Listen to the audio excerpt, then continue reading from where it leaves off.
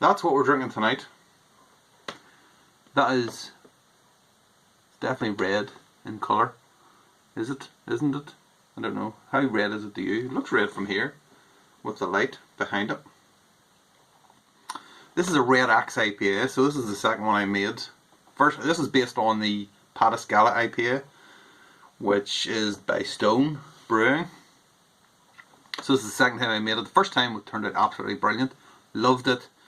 Normal people loved it as well. So thought we'd make it again. Use up the rest of the red X malt. So we'll run through the recipe here first, and then we will get into it. So we have got 4 kilos of red X, 78-74%, a kilo of Pilsner malt, it's like 18.5%, and then the rest is Caramalt. So it's a really light crystal. 400 grams is going in. In terms of the hops, we're using Pride of Ringwood hops this time to bitter, and then I didn't have the proper hops for this, so I had to obviously switch everything out. We are now going, the original has like Mosaic and all this, and what I'm using this time is Amarillo, Centennial and Simcoe, which is pretty much the same as that West Coast IPA I did, except for the bittering hop. And then that's like 60 minutes, 10 minutes, and flame out, and then a dry hop, and it's pretty much all three hops used each time. I'll put the recipe down in the description as always. You can have a look at it yourself. Uh-oh, that's not a good start to the brew day. Had a little accident. Can you hear it popping? Like popcorn?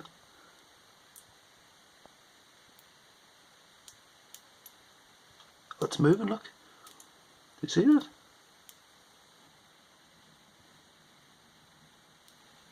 Look, you see it? It's jumping about.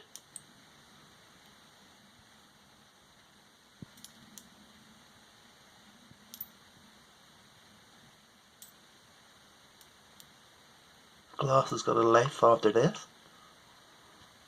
I need to get a priest in here.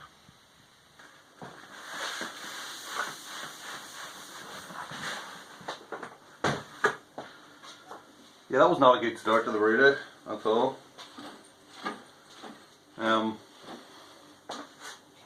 To be honest, I actually used this lid. This is the lid from the HLT, from my little boiler.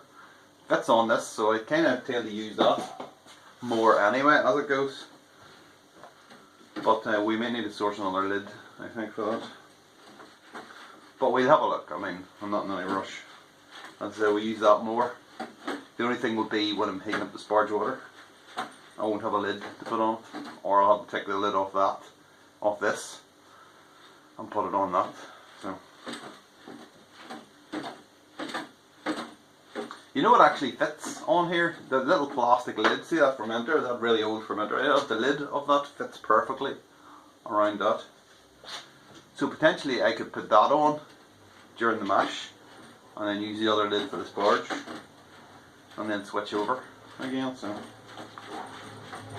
everything works out in the end, as always. But yeah, you want to see the amount of glass in there. It's just wild. Under all the shelves. And the question is, am I going to leave it? Am I going to try and get it out and clean it? Or will I just leave it? I'm going to try and clean it out, is the answer. Up to a point. And then I'll leave the rest. Oh, I need to turn it off. Shit. So we've added, this is the same recipe as the last time, except I have added a kilo of Bohemian Pilsner. We need about 5 kilos of red X malt, but only had 4, so that's why I put the kilo Bohemian Pilsner in. So hopefully that, plus smashing at 65, will help it to get down to 10. It says in the recipe 10-15, so if we can get down to that, then yes. In terms of the yeast, the original recipe was like US-05, I think. Don't have any of that for once. So I've got some Hog Norsk, Northern European ale yeast, that stuff from Crossmayluth, which is fine. Used it before, 82% attenuation, which is, I think it's around about the same as US-05, you know. So we're using that. It's pretty clean as well too, so I can't say it's going to make a terrible amount of difference.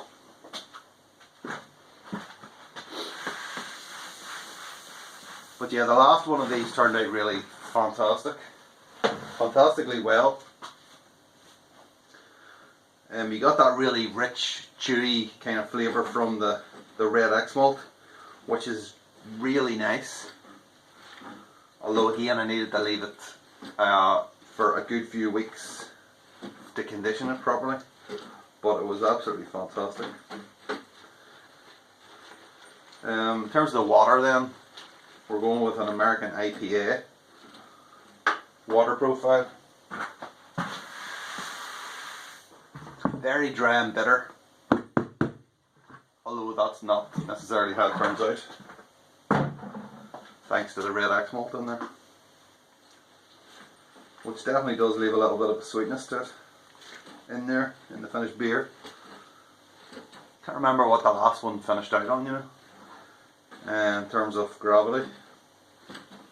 But yeah, I think 10, 15, in and around that will be fine.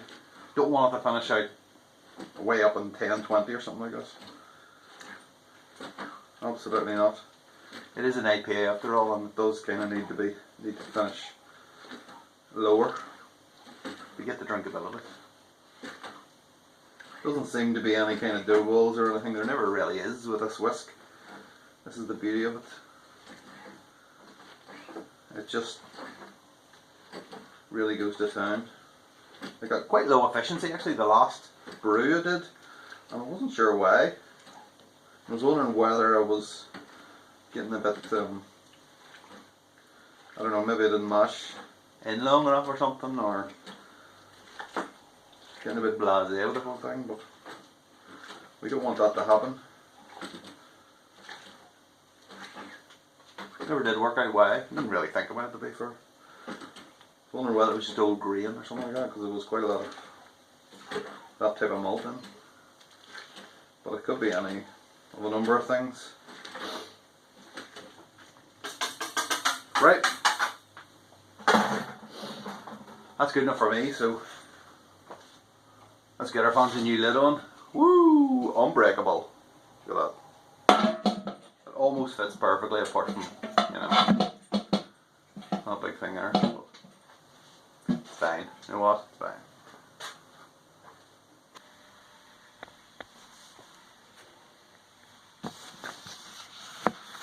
Look at that. Almost a perfect fit.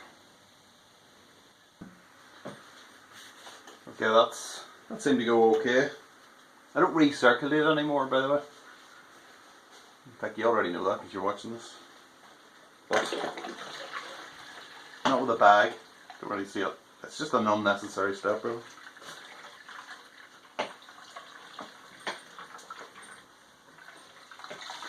So the lid with the hole in it is supposed to be, the hole in the top is supposed to let the circulation arm get down into it, but as I don't do it, I don't really need it.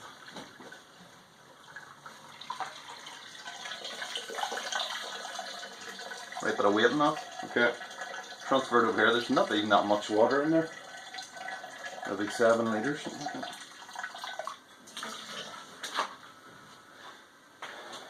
Give about 20 minutes. Something like that. Okay, we're outside. The cows, we've got wind to deal with. There's our bittering hop there. So I actually went with, I found some Pride of Ringwood hops that I got sent by Mick, Homebrew Mick, from, I don't know, a couple of years ago. Still in the freezer. So I've got a big bag of them, so I'm going to try and use them up. I think I've used them once before, maybe, I'm not sure. But I don't really know much about them. I think they're like, it's like a bittering hop from Australia. That's about all I know. Wait for those cows to start roaring. Loud? Okay, this is flame out. You can hear me with the cows. Got an ounce of each going in now. That's what it looks like now. I was hoping that it was going to be a bit more clear, but I had a blocked keg over the weekend, and I noticed it on Friday night. I thought, well, I'm definitely going to have to change that on Saturday. I forgot to change it on Saturday. I was drinking, trying to get pints off it last night. It was like blocked, completely blocked. But I kept going, kept trying to pour it. I never fixed it. Kept trying to pour it, and I finally got it clear, or got the pipe reasonably clear so I could actually pour stuff out, and all the crap was coming out the top. So rather than, I was away all day today, so I never got a chance to give it a good clean, so it's going to have to sit there. So there is bits floating about in it, is the long and short of it, but it's nowhere near as bad as it was yesterday. I mean, it was really bad. It was like the first or last pint of a keg, basically, is what that was like, and that is like halfway down the keg or whatever. So it's not clear. I know that. I don't mind so much. Beautiful, beautiful red colour. I've never made 100% Red Axe beer as yet. I've always done something else, but I mean, you still get that beautiful colour on it. The whole point of that, the Pilsner malt was really, well, I didn't have enough Red Axe to brew, to put in as much as I wanted, but I also want it to ferment down, which this did. A bit too much. I actually finished at 10-11, which is quite low, and it ended up like 5.8% when it wasn't supposed to be. It was supposed to be like a bit higher than that, but or a bit higher gravity rather than higher ABV. So it packs a bit of a punch. So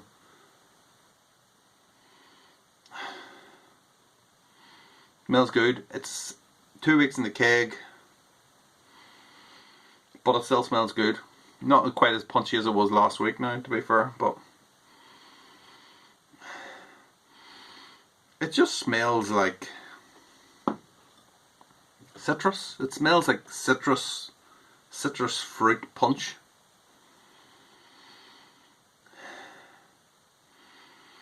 With a little bit of something else in there, which I presume is the Red Axe. This is the actual malt.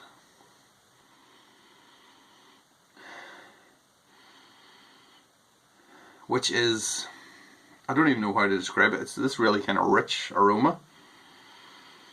Or maybe that's me, because I know what it tastes like. Obviously this is not the first drink I've had. And I'm now putting ideas into my head, even though, you know, I haven't actually. Oh, you know what, let's just go. It smells absolutely fantastic.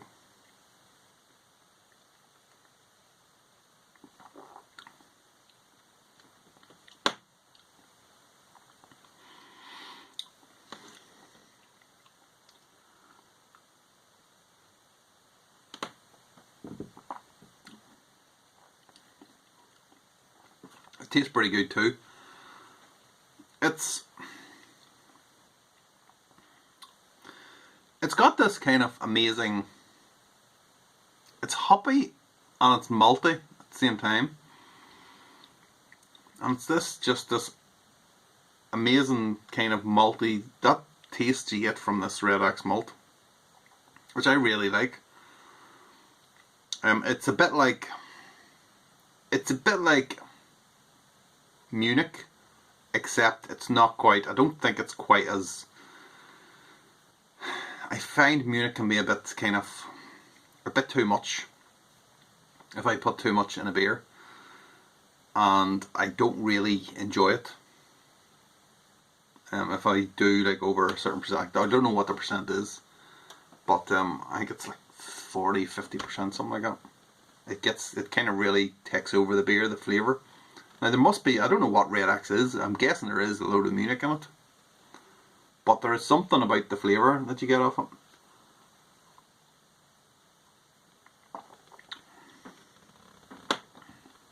That really works well with those hops in it. Hop it like an IPA, and you're getting the best of both worlds in there. Mouthfeel is good.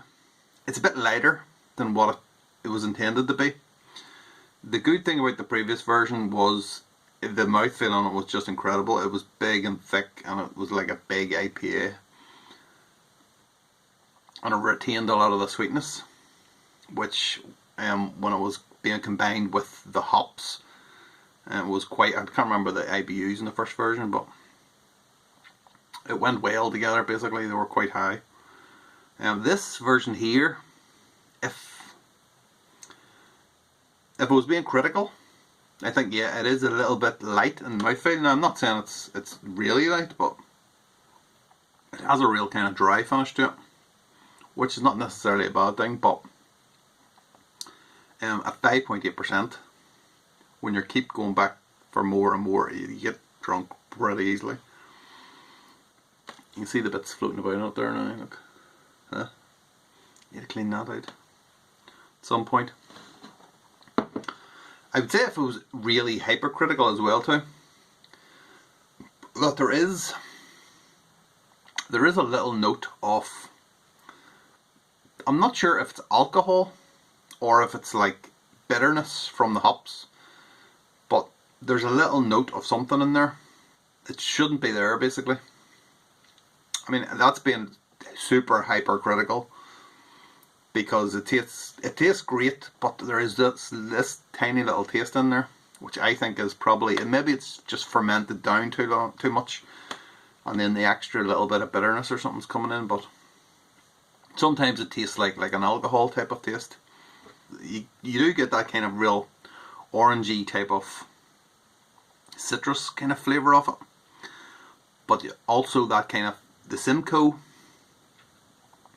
cat piss type of flavour, which is really nice. Yeah, it's a very good beer. I really like it. I think I will actually get another bag of Red X malt next year, and we'll do another couple of beers, maybe do a different style and see what we can get out of it. But I've been quite impressed. That was the first time this year I'd used it, and I only bought like 10 kilos and I got like 3 beers out of it, I think. So maybe 4 beers actually, I'm not sure, but yeah, I'm impressed with it so far.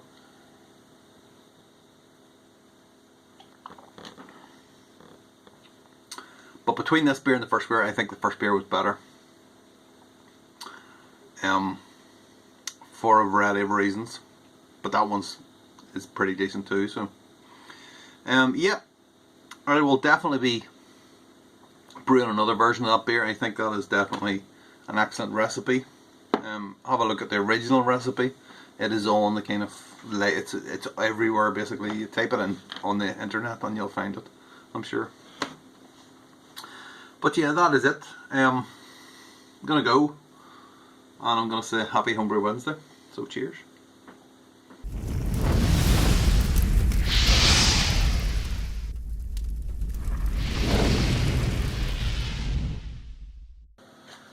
And there's the yeast, the hug. It's something Norsk, whatever that is there. Okay. I'm gonna do a Norwegian accent, but that's probably not. No, I'm not gonna do the whole Bergen thing, because that would just be insulting to Swedish people, because that's what they sound like. Okay, sorry Sweden, apologies.